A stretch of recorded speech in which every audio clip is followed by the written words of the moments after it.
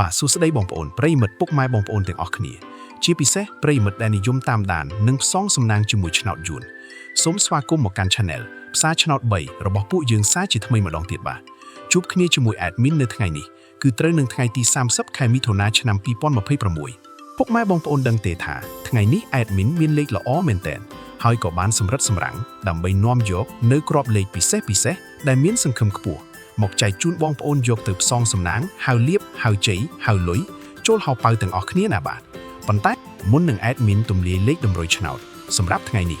Admin សូមចិត្តពុកម៉ែបងប្អូនម្នាក់មួយបន្តិចបានទេបាទទេសូមជួយចុចប៊ូតុង Subscribe ម្នាក់មួយព្រមទាំងចុច Like និង Comment ពាក្យថាហេងនៅក្រោមវីដេអូនេះម្នាក់មួយផងដើម្បីជាកម្លាំងចិត្តដ៏ធំធេងសម្រាប់ Admin ក្នុងការខំប្រឹងរកលេខល្អ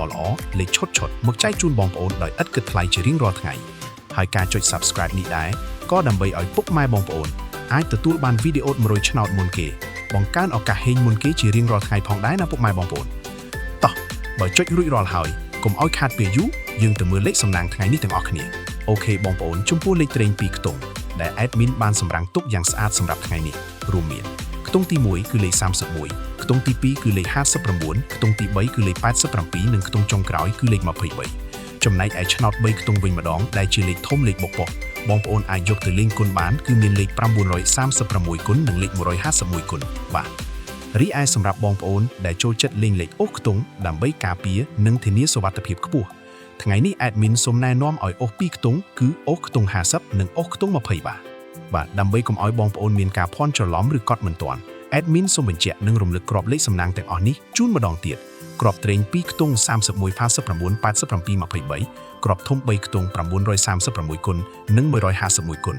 លេខអូសខ្ទង់សូមអូសខ្ទង់50និង20ខ្ទង់បងប្អូនអាចកត់ទុកឥឡូវនេះបានលេខទាំងនេះសង្ឃឹមខ្ពស់មែនទែនសម្រាប់ថ្ងៃទី30នេះបាទ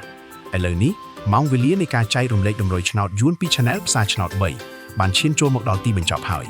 ជាចុងក្រោយ Admin សូមលើកហាត់បួងសួងជូនពរដល់ពុកម៉ែបងប្អូនទាំងអស់គ្នាឲ្យមានសំណាងល្អហេងទទួលបានលាភជ័យត្រូវទាំងលេខតូចត្រូវទាំងលេខធំចូលកប់កប៉ៅហៅប៉ៅគ្រប់គ្នាណាបងប្អូនបាទសូមជម្រាបលានិងជួបគ្នានៅថ្ងៃស្អែកជាបន្តទៀតជាមួយ Admin ដដែលសំណាងល្អទាំងអស់គ្នាណាបាយ